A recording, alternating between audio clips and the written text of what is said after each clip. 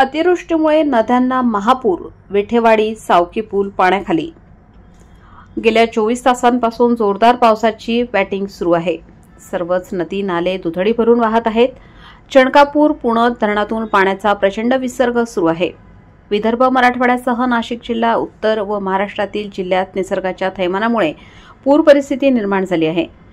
गिरणा, मोसम, मार्कंडी नद्यांना पूर आल्याने पूर परिस्थिती निर्माण झाली। काल संध्याकाळपासून देवळा, कळवण तालुक्यात प्रचंड प्रमाणात पाऊस सुरू आहे। नदीकाठावरील शेती पाण्याखाली गेली आहे। विठेवाडी येथील गिरणा नदीच्या पुलावरून 3 फुटापेक्षा जास्त पूर आहे। गेल्या 24 तासांपासून जोरदार पाऊस चालू आहे, त्यामुळे दोन्ही नदीकाठावरील गावांना अतिसतर्कतेचा इशारा देण्यात आला आहे। विठेवाडी सावकी दरम्यानच्या छोट्या पुलावरून प्रचंड प्रमाणात पाणी जात असल्याने नदीच्या पलीकडील गावांचा संपर्क तुटल्याने आजूबाजूच्या बघ्यांची गर्दी वाढली आहे। नदीकाठी पोलीस बंदोबस्त ठेवण्याची आवश्यकता आहे। पुढील 2 दिवस असाच पाऊस सुरू राहिला तर आपल्या नाशिक जिल्ह्यात गंभीर पूर परिस्थिती निर्माण होऊ शकते। त्यामुळे सर्वच नदीकाठांवरील शेतकरी आणि आम नागरिकांना सावधानतेचा इशारा प्रशासनाकडून देण्यात आला आहे।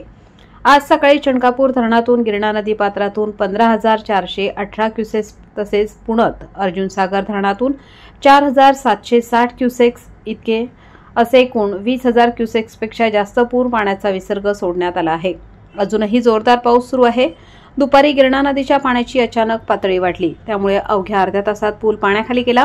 दोन्ही धरणातून अजूनही पाण्याचा विसर्ग सोडला जाऊ शकतो, त्यामुळे नदीकाठावरील गावांना सतर्कतेचा इशारा देण्यात आला आहे।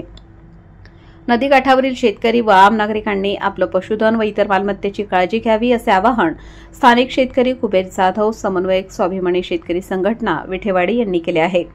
वृत्तसंकलन समाधान केदारे, निवासी संपादक